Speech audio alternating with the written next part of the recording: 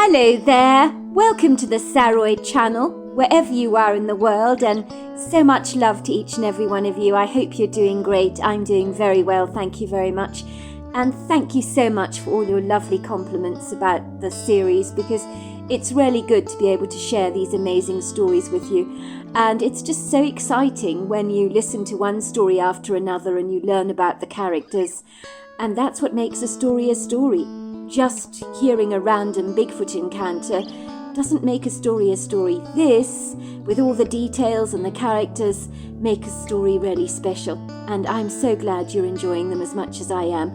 So now we're on part 4 of our story, and this is very exciting because we've got a situation where Kathy has arrived at the farmhouse and she has not been very kind towards Missy. In fact, she's been very upset about her father, Jesse, marrying Missy. And so now she's actually confiding in the woman about the state of her marriage. She's very suspicious that her husband is cheating on her. And I wonder if this is going to cement their friendship. I think it probably is. So let's continue with part 4 of our story tonight. Well, I do admit, Kathy, that does not sound good at all, does it? I hope you confronted your husband about this perplexing matter. I can't confront him about it. I could lose him, don't you see? And the problem is I love him more than life itself. He's an excellent father to our children. He provides so well for the family. But I can't go on living like this, thinking that he's cheating on me behind my back all the time. The other day there was perfume on his collar, which isn't unusual, of course, because he tells me his secretary always hugs him effusively in the morning. She wears enough perfume to open up a boudoir. He always comes back home smelling of her perfume. I never thought anything of it, of course, until I found the underwear in his car under the seat. I happened to be looking for my daughter's doll. She thought she possibly left it in his car when he dropped her off at school. I told her it might have slipped under the car seat. And that was when I found the underwear in his car, smelling strongly of his secretary's perfume. I sat in the car crying my eyes out. I couldn't believe he would do something like this to me. I never thought he was the unfaithful type. I went back into the house, and my husband asked me why my eyes were so red. He knew I'd been ferreting around in his car, and he didn't even blink an eyelash. Can you believe that? I told him that I had a touch of hay fever. What else could I say? I was so frightened about confronting him over this. I'm scared if I tell him what I know, he'll ask for a divorce, because he's in love with his secretary or something. Imagine that! I couldn't bear it. I am quite sure, Kathy, that your husband would not want a divorce from you, said Missy. Of course, I've never met him before. But he's got too much to lose, a lovely wife and 2 precious children. But to have an affair, that's certainly not acceptable. And you cannot put up with that. You should definitely confront him about this. You need to show him the evidence. Kathy cradled her chin in her hands. I'm scared. I'm really scared. I don't want to lose him. I love Mark. Supposing he asks me for a divorce, that's what worries me. Look, I don't know anything about your husband, Kathy. As I told you, I have never met him a day in my life. And when you came for lunch with your children, I could see how delightful they were. He'd be a fool to throw his relationship with you away. How have things been in your marriage of late? That's a good place to start. Have you been happy together? Are there any cracks, possibly, in your relationship? A lack of communication, perhaps? Things have been great with us. We're very happy together. At least I thought we were, until, of course, I found the underwear. And then he asked me why I was being, so wolfish towards him. I knew about the underwear when I came to lunch that day, when you and Jessie announced that you were hitched. But last night I went to check his car again, just to make sure there was no more incriminating evidence. And you won't believe it. I found another piece of underwear under the car seat, although last time it was red. This time it was pink. And it smells of the perfume that my husband often smells of when he returns home from the office. The secretary's signature fragrance, so to speak. He must be having an affair with her. You found another piece of underwear under his car seat? Asked Missy, looking confounded. That is astonishing, I must say that. Why are you pulling a face? Asked Cathy, staring at Missy. Something's not right about this, said Missy. I smell a rat. What do you mean? Asked Cathy. Well, I don't know, said Missy. I just think it's profoundly strange if your husband is cheating on you. It's rather reckless for twice in a row for you to find underwear under his car seat, don't you think? It's almost... Almost what? Almost what? What are you saying? You think he wants me to find it? Asked Cathy, gasping. So that I ask him for a divorce? Is that what you're saying? Please, God, no. Please don't say that. I don't know what I'm saying, Cathy. Don't put words in my mouth. I still do not believe your husband would willingly throw his marriage with you away, along with his 2 lovely children, and disrupt the family like that. In my experience, men rarely want to do that, unless, of course, their marriage is on the rocks. And from the sounds of things, you and your husband have been incredibly happy together. But your husband is perturbed by your offish behaviour towards him of late. If he was guilty, he'd be scared you'd found out about his affair. But he's not exactly behaving like a guilty man, is he? Something's just not adding up to me. You were astonished when you found the underwear under his car seat because you didn't expect to find it. You didn't believe your husband would cheat on you. What are you saying, Missy? What I'm saying, my dear, is that women usually have very good instincts and intuition when it comes to their own husbands. If their husbands are misbehaving inappropriately, they usually know about it at once. They have a hunch about these things, in my experience. Besides, when men have affairs, they go to remarkable lengths to cover up their duplicity. But for you to find 2 sets of underwear and a lipstick in his car on 2 separate occasions very recently, well, that's very sloppy on his part, if you ask me. You'd think he'd check his car thoroughly after a liaison with his lover. So something's not right. Let me ask you an interesting question, Cathy. When your husband comes back home smelling of his secretary's fragrance, does he react sheepishly or rather bashful when you point out that he smells of her perfume? Not at all, admitted Cathy. He doesn't look guilty at all. On the contrary, he complains that his secretary wears far too much perfume. I know she does hug him when he comes in every morning. She's over-familiar, that's for sure. But he just says she's gregarious by nature. I've been to visit my husband at his office on numerous occasions. And that secretary stinks the place out with her perfume. It's pungent stuff, Missy, I'm telling you. But I think my husband does find the perfume rather offensive and a tad embarrassing, because he told me once he doesn't know how to tell her to tone it down a little. But he's got to be having an affair with her, Missy. There's no other explanation to this, especially given the underwear smells strongly of her fragrance. The woman is in her early 20s. She's attractive, of course. I can't deny that. But would my husband be interested in someone half his age, from a completely different generation? Well, it is possible, said Missy. Of course, I'm not going to lie to you about that. Some men are interested in younger women, although why that is, I honestly don't know.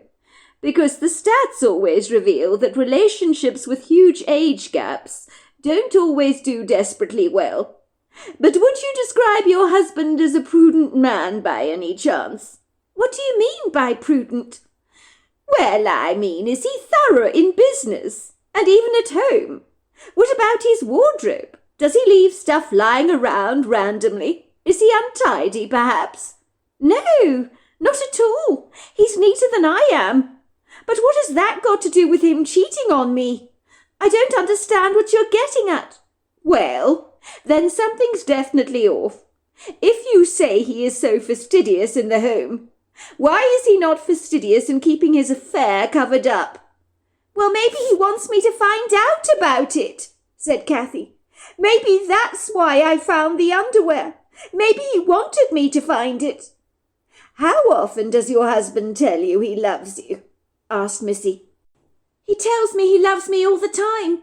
He says me and the kids are his world." Missy frowned.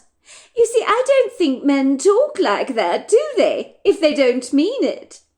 You're saying you've been rather off towards him in the relationship because you suspect he's having an affair with his secretary, and he doesn't understand your idiosyncratic behaviour and indifference towards him. But by all accounts, he's been the devoted husband, spontaneously telling you he loves you all the time, without being prompted in the slightest. He doesn't sound unhappy in his relationship with you, despite the fact that you've been rather insouciant towards him. When a man doesn't feel loved or fulfilled in his relationship with his wife, that's when he might be tempted to cheat on her. But by the sounds of things, your husband has far too much to lose. I don't claim to be a private investigator, but I've been around for a long time, and I'm quite a wise woman, I think. So I wouldn't be too quick to jump on the affair bandwagon if I were you. Something else could be going on here." "But the evidence is incriminating, is it not?" said Kathy insistently. "Not necessarily, my dear. There is more to the story than meets the eye, if you ask me. And you, Missy, are going to have to confront him about this, or it's going to eat you alive." "But I don't want to. I'm so scared. I can't ask him about this." "You're going to have to, Kathy. I'm a 70-year-old woman, and I've lived longer than you have, so I've a lot more life experience behind me than you have. I think the best you can do for yourself is to find out what the hell is going on." "You're right," said Kathy. "I can't go on like this. I've already lost so much weight. Some people think I'm anorexic. I'm not, you know. I just don't eat when I'm unhappy, because I get nauseously sick. I tell you what, why don't we go for a walk in the woodgrove and decide what to do when we get back? Would you like to borrow some walking boots of mine? I've got 2 pairs, you know, that Jessie bought for me, and I notice you're a similar size to myself." "A walk?" asked Kathy. "In the woodgrove? You think I should go for a walk? Are you insane? Have you seen how hot it is out there?" "Not in the woodgrove, it isn't," said Missy. "The grove is heavily shaded, and walking in there is absolutely beautiful and very tranquilizing. After your mother died, your father did it all the time, I believe. He said the trees gave him incredible strength, as they have such serene energy, and their energy can help ground you, you know. Walking is incredibly grounding. It helps stabilize the emotions. We can take the ATV over the meadows and walk in the grove. Whenever I'm upset, I walk. It's the best thing to do. It helps me to think. I think we should do it, don't you?" Kathy thought about it for a moment and agreed. That's what they should do. Missy knew that walks helped you to gain some perspective on things in life, and she could see that Kathy was in a huge state. She decided to make some sandwiches and to prepare a picnic, while Kathy went to the bathroom to take a nice hot shower. She surreptitiously phoned Jessie to tell him what was going on with his daughter. "Yes! Can you believe it? She's having a shower at the moment upstairs. I told her a shower would do her the world of good, because she's arrived here in a dreadful sorry state. You should see her, Jessie. She is so distressed. So I've told her we're going for a walk in the woodgrove, and I'm preparing a picnic for the 2 of us. She came to the house looking for you. She wanted to tell you about her dreadful situation she's embroiled in. She was so aggrieved, I'm afraid, to find me instead of you. But I guess she's confided in me about her dilemma. She needed to get it off her chest, I suspect. Not because she saw me as an ideal confidant, of course, but it's obviously been eating her up from the inside out. She's in such a dreadful state. Sorry you've lost me, Missy. What on earth are you talking about? Asked Jessie. Why is Kathy so distressed? Oh, didn't I say? Oh, sorry, Jessie. Well, she believes her husband Mark is cheating on her.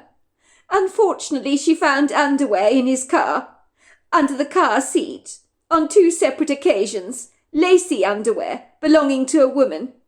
She's scared of approaching Mark about the matter, in case he admits to the affair. She's afraid of losing him. Jessie began to laugh at the end of the phone. What's so funny, Jessie? How can you laugh about this serious stuff? You think it's funny? I'm laughing because there is no way that Mark would ever have an affair. He's simply not the type. Believe me, I know him incredibly well. I also knew his father. 2 peas in a pod they were. Mark would never cheat on my daughter. What on earth is Kathy thinking? How could she ever think that he would do that to her? The idea is ludicrous. The man is head over heels in love with Kathy. He'd never give another woman a passing look. He's devoted to my daughter. That's all very well and good, Jessie. But then how on earth do you explain the mysterious lacy underwear found under Mark's car seat, smelling of his secretary's fragrance? As I was saying, there's something else going on here, said Jessie. I don't know what it is, but I'll sort it out and talk to Mark about the matter privately myself. I'm sure there is a reasonable explanation going on here. Mark is not having an affair. I'm pretty sure of that. By the way, I think it's remarkable that you and Kathy are now talking together. And taking her for a walk in the grove for a picnic is a jolly good idea. It might help get her mind off her troubles and help stabilise her mood a little. She doesn't know how lucky she is to have you to confide in, Missy. You're being awfully good to her, and based on the contemptuous way she treated you when she was last at the ranch over a month ago, she doesn't deserve such kindness. But maybe this is the quintessential opportunity for her to learn what a sweet person you really are, and why you're the very best thing that's happened to me, Missy Farmington. I'm a very lucky man, I am. And likewise, Jessie Farmington, you are the best thing that has ever happened to me, and I'm a very lucky lady. It works both ways, it does.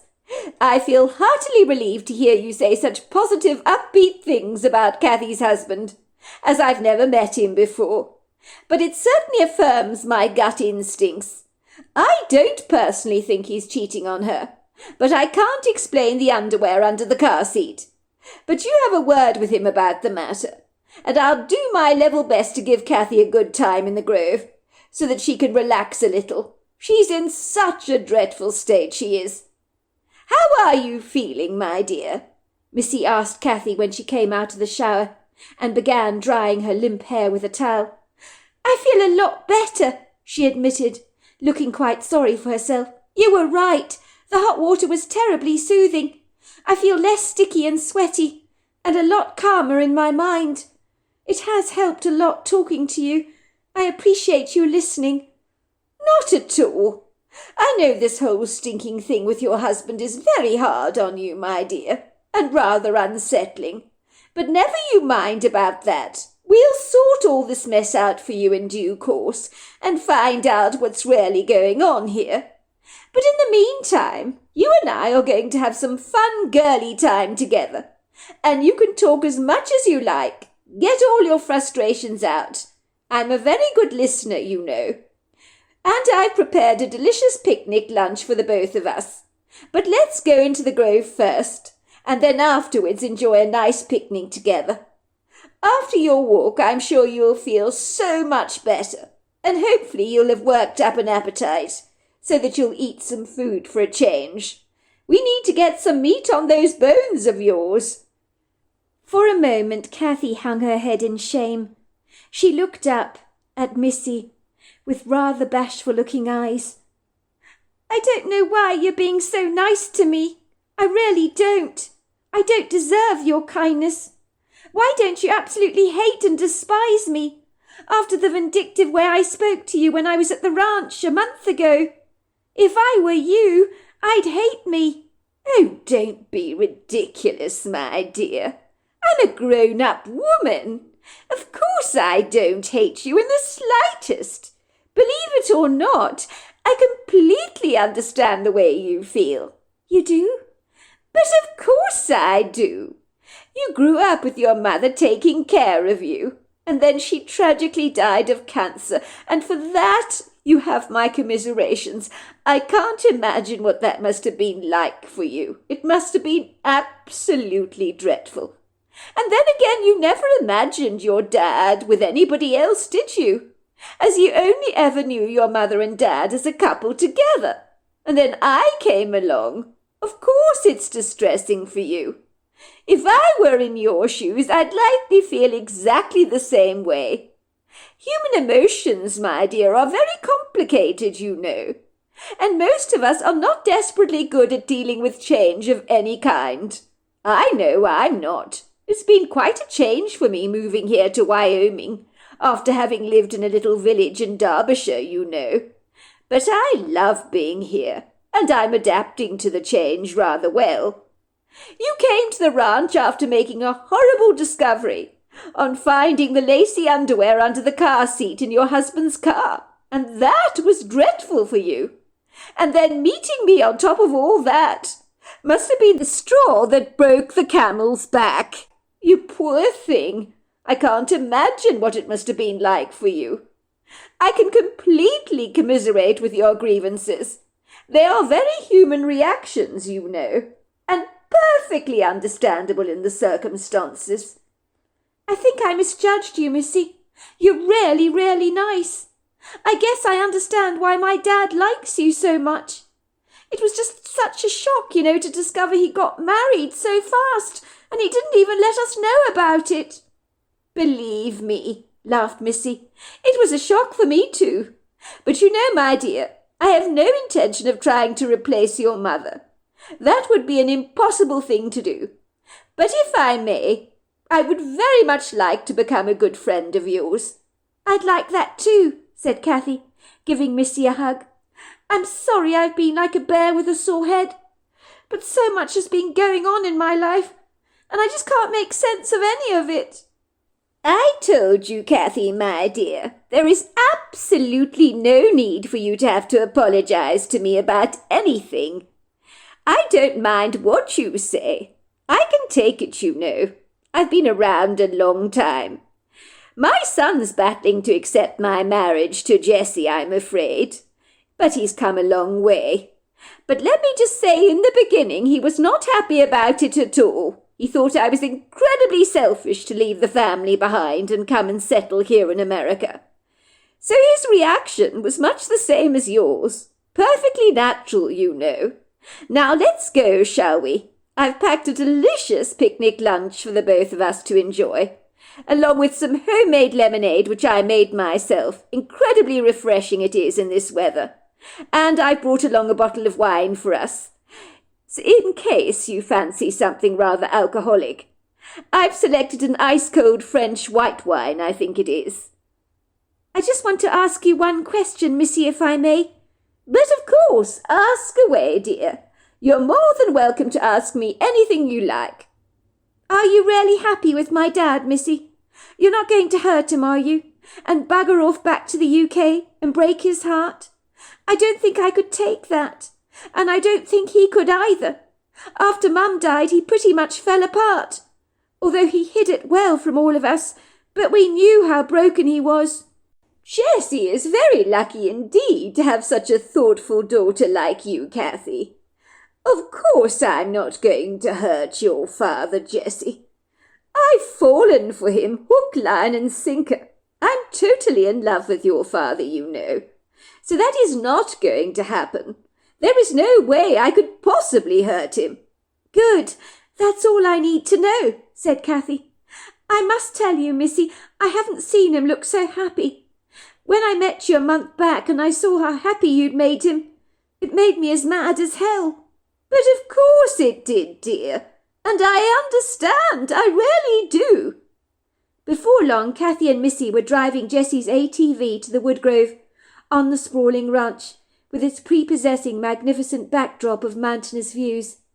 Missy had decided to leave the dogs in the farmhouse, which left them rather unimpressed, but they had already burnt off an excess of energy that morning. The meadows were parched and dry. They looked miserably thirsty and fatigued. The grass was yellow, the heat unforgiving and relentless. But despite everything, it was a beautifully prepossessing day, and the two women responded to it positively, and were glad they had not walked through the meadows to get to the grove, as the merciless heat would have sapped their energy. But riding the SUV with dark glasses and hats was fun, and the two women giggled together as they approached the grove. It seemed like the outing had put a smile on Cathy's face, whom admitted it had been a long while since she'd done something like this. "There's something I find about the trees," Missy confided in her, "especially when you hang around old oaks like this. I think it's the energy they exude, you know. It's very tranquilizing, and they put our problems into perspective, I find." They parked the ATV outside the grove, and the two women happily walked through the trees, while Missy carried the picnic basket in her hands. It was a lovely day for a picnic, she thought, and despite the bad start she'd had with Cathy from their previous encounter, she was glad for this perfect opportunity of spending time with the young woman and getting to know her a whole lot better. Perhaps they could begin again with their friendship, as Cathy was being very amenable towards her now, grateful for her listening ear and her salient advice. The Woodgrove welcomed both women with open arms, almost as if reacquainting with long-lost friends. It was so beautifully cool walking among the trees, under the umbrellaed canopy of their outstretched boughs. It was like leaving behind a sizzling sauna and entering an air-conditioned luxury hotel lobby. Everything smelt delightfully fresh and woody. The twisted, contorted trees, with their gnarled, knotted boughs feathered by verdant leaves, were beautiful to behold, and would have been an absolute delight for any artist to paint, as every tree in itself was sculptural and unique, many weathered, worn, panelled and beaten by the grueling elements in their fight for survival, and in the process embodied their own individualistic expressions of beauty. The wondrous oak trees in Jessie's Woodgrove had been around for an awfully long period of time, and their mature, powerful trunks unambiguously stole space, but their statuous, resplendent presence made both women feel a calmness flood over their beings, as being in the presence of such wise and well-established earthly energy that had been in the grove for over 300 years was both cathartic and grounding. It would seem between the leafy branches of the trees trickled a soft ethereal light that peppered the grove in a fairy tale like golden glaze, so that Missy found her imagination wandering off towards the wistful stories her mother had told her as a little girl. "You're right, Missy," Cathy admitted. "I do feel better surrounded by the trees." "I told you so," said Missy, looking pleased. "I must admit, Cathy, my dear, you're looking a lot more relaxed and less flustered, and that's the whole point of our coming here. Now let's find a lovely place to lay down our stuff. Then we can come back for the picnic after we've had a walk." Missy put the picnic basket under an oak tree, along with a blanket which she laid on the ground. "We'll come back for refreshments later. I've packed cheese and ham sandwiches on Turkish bread for us. I brought along grapes and peaches and a pecan nut pie. So I hope you're going to be hungry later. How does that sound, my dear?" "Oh, Missy, you're so kind. It sounds absolutely lovely. I'm looking forward to it," said Cathy appreciatively. "It seems like you've thought of everything. My late mother was like that, you know." "Well, I've always personally enjoyed picnics myself, from when I was a little girl," said Missy. "Every year my parents would take us to the Lake District in England. We'd go for long walks in the countryside, followed by trips to the pubs where we'd enjoy pub grub, delicious pints of beer. Sometimes we'd buy English fish and chips all wrapped up in newspaper. There's nothing like it, you know. Foreigners come from all over the world to take walks in the Lake District. It's so beautiful there. But after a walk, we take picnics with us, and nothing beats eating al fresco, let me tell you." "I'd heartily agree with that," said Cathy wistfully. Personally, I love eating outdoors. The two women talked happily together as they walked through the grove, returning from their long walk to their picnic spot, looking infinitely more invigorated and relaxed. They found the little clearing under the old oak tree, where the picnic basket was resting under the tree. They both gratefully sank back onto a blanket, drinking in the pretty view of the grove. "It's beautiful in here," said Kathy, as Missy opened the picnic basket. She gasped when she discovered all the Tupperware containers were empty, and in one container she found 2 large, freshly caught trout. "What's wrong?" asked Kathy. "Your face has gone completely white." "It's just I packed a picnic lunch, and now it's all gone, apart from the lemonade and the wine. But someone has put 2 beautiful trout in the basket. There are also some stones in this Tupperware container," she said, shaking the Tupperware container like a rattle and furrowing her forehead in bewilderment. "Is this some kind of a joke?" asked Kathy, her eyes growing wide with amusement. "Of course it's not a joke. I told you I packed everything in these containers, and the pecan nut pie as well. It's also missing." The two women stared at the fish in confoundment, and then they cracked up laughing. "You think this is funny, Kathy?" said Missy, unable to stop giggling herself. "I packed us a delectable lunch, and now it's completely vanished. And we have 2 fish staring at us in the Tupperware container like this, and nothing else." All of a sudden the two women heard a startling movement, cracking, snapping and popping of what appeared to be twigs, a heavy shuffling sound, and then a thumping movement that sounded rather like ponderous footfall moving towards them. And then a flash of memory darted back into Missy's mind as she recalled the strange hairy man that she'd encountered in the grove, that had scared the bejesus out of her so much that she'd passed out from fear, and had woken up outside Jessie's farmhouse, and was in no doubt that the creature, whatever it was, had brought her back to safety. But she had no recollection of being carried from the grove to the farmhouse. It would seem after the idiosyncratic event she had persuaded herself that it had all been a dream, but she knew now with certain conviction that the heavy footfall belonged to the same creature that she'd first encountered when she'd taken a walk in the grove, and it must be that he was moving towards them now. She sat there unmovingly, staring towards the trees, where the distinctive sound could be heard.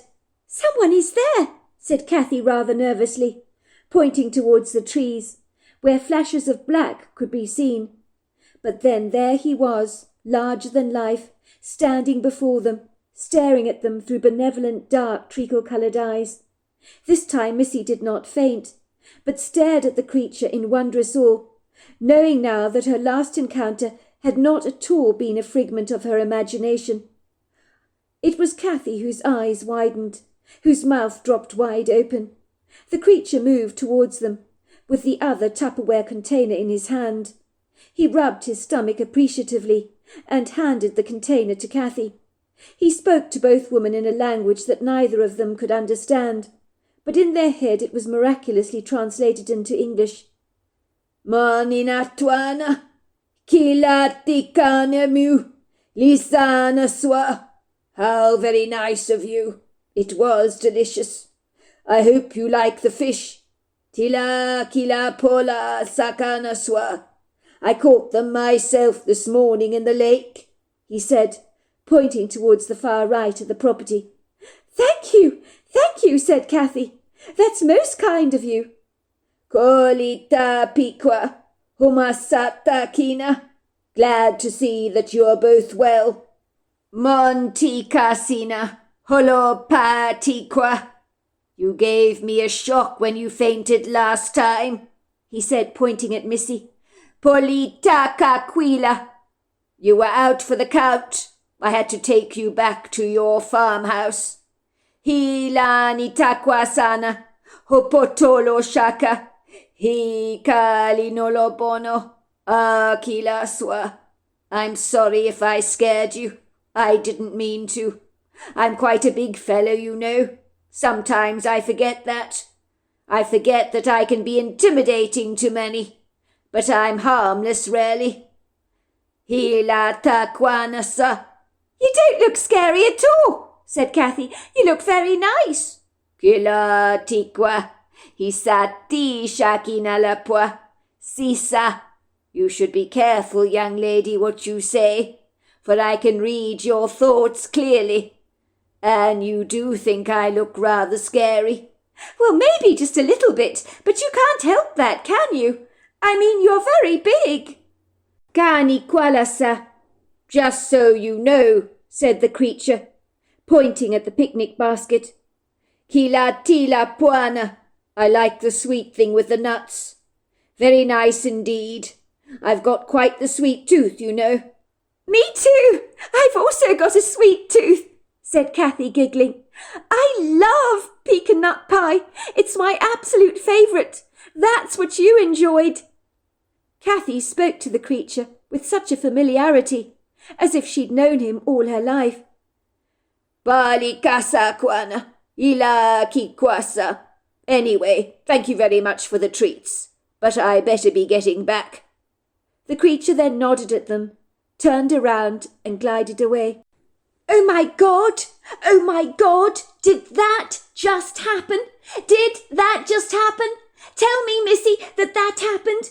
Do you realise that was a Bigfoot? I can't believe it. We've encountered a Bigfoot. This is like a dream. It's incredible.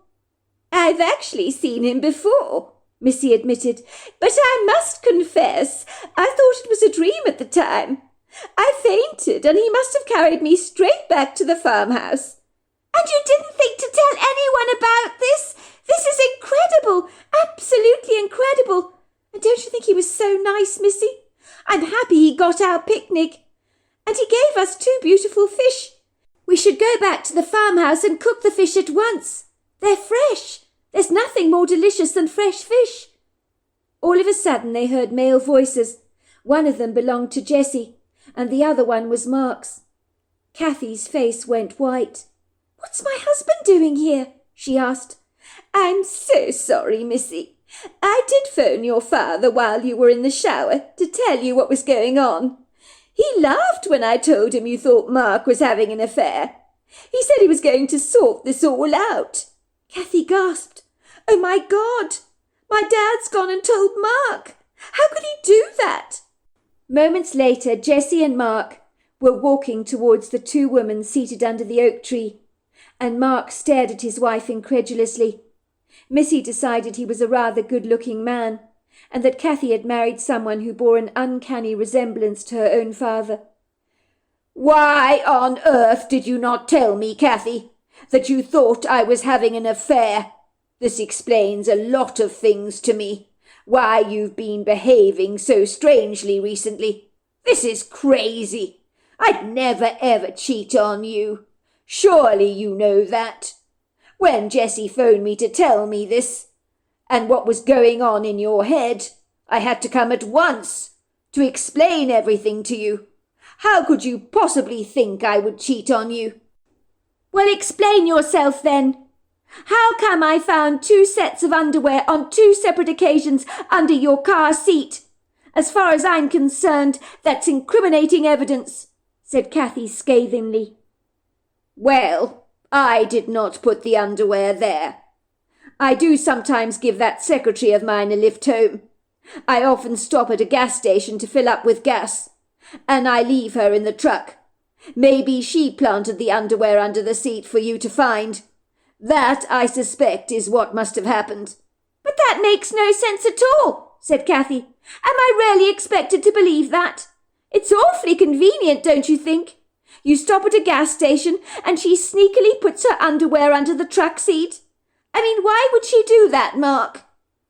"Because, my love, I don't know how to put this gently, but my secretary's got a bit of a thing for me. I thought I was managing the situation tactfully. I really did. But my secretary has been making overtures towards me. I told her she was an attractive woman, because I wanted her to feel good about herself, and not bad about the fact that I'd given her the obvious brush-off. I thought she got the message, I really did. But it seems she wanted more from me than I was prepared to give. She knows I'm devoted to you, But maybe that's made me all the more irresistible in her eyes. Don't they say you always want what you can't have? I told her I wasn't interested in her because I was a happily married man, with 2 beautiful children. The truth is, even if I wasn't happily married, I'd never give that woman a second glance. I can assure you of that. She's coquettishly flirtatious all the time, touching me up with her long manicured fingernails, fixing my tie up all the time, which she claims is crooked when it really is not. She actually shakes her head, would you believe it, and says, "Mark, dear, oh dear, what would you do without me to sort you out?" She fixes up my tie, is very familiar, and fails to appreciate the boundaries between boss and employee. I find her incredibly patronizing, although I suspect she thinks she's being very flirtatious towards me. She's a good secretary, which is why I've put up with her for so long. But clandestinely hiding her underwear under the car seat, to make it look as if I'm having an affair with you, so you ask me for a divorce, is going a tad too far. She knows you use my car twice a week for the main supermarket shop, so maybe she thought you'd look under the seats and discover the underwear. I'm astounded she would do such an abysmal thing. But to be fair, I'm equally shocked that you would believe I would ever cheat on you. No wonder you've been so off with me recently. It explains a whole lot. I've been asking you what's wrong, and you've kept shutting me down. We could have resolved this in minutes if you'd confided in me. I wish you had. "You think that this is what your secretary did?" asked Kathy, looking confounded. "She hid the underwear under the seat. I never told you, Mark, about it because I didn't want to lose you. I was so scared you'd fallen in love with her." "Oh, please, give me some credit," said Mark, scoffing. "You're the only woman for me, Kathy. You should know that. Let's sort this out now, shall we? I hope we can get a signal in the grove with all these trees around." It was a while before Mark found a clearing in the woods, where he called his secretary. "Denise speaking. Is that you, Mr. Falconer?" "Yes, it's me." "Is everything all right, Mr. Falconer? You left in a dreadful rush." "Well, no, everything is not all right, Denise. Can you explain to me why your underwear got under my car seat on 2 separate occasions?" "I don't know what you're talking about, Mr. Falconer." "I've been regularly giving you lifts home as a matter of courtesy, and on 2 separate occasions I've stopped at gas stations when you have obviously planted your underwear under my car seat for my wife to find, who claims it smells strongly of your perfume. I know it's yours, Denise. What are you trying to do? Are you trying to split me and my wife up?" "Of course not, Mr. Falconer. Why would you get that idea? I'd never ever do that. I respect the fact that you're a happily married man. You've made that very clear to me, Mr. Falconer." "I have, haven't I?" "But of course you have, Mr. Falconer. I think my underwear must have accidentally spilt out of my purse. I always carry extra underwear around with me. That must have happened. I do apologize for that." "Just so you know, in the circumstances, Denise, I shall not be lifting you back home in future. Furthermore, while we're on the subject, if my tie is skew, I would appreciate it if you didn't try and fix it for me.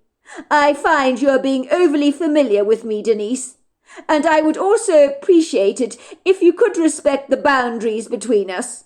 And while we're on the subject, could you tone down the perfume you wear to the office, Denise? I would appreciate that very much. I find it far too overpowering." "Oh, of course, Mr. Falconer. I do apologize." Jessie was smiling as he drew his daughter into a warm hug. "I knew that Mark didn't have it in him to cheat on you, you silly little minx." "I just want to say I'm sorry, Dad, for being so horrible about Missy. She's been so good to me.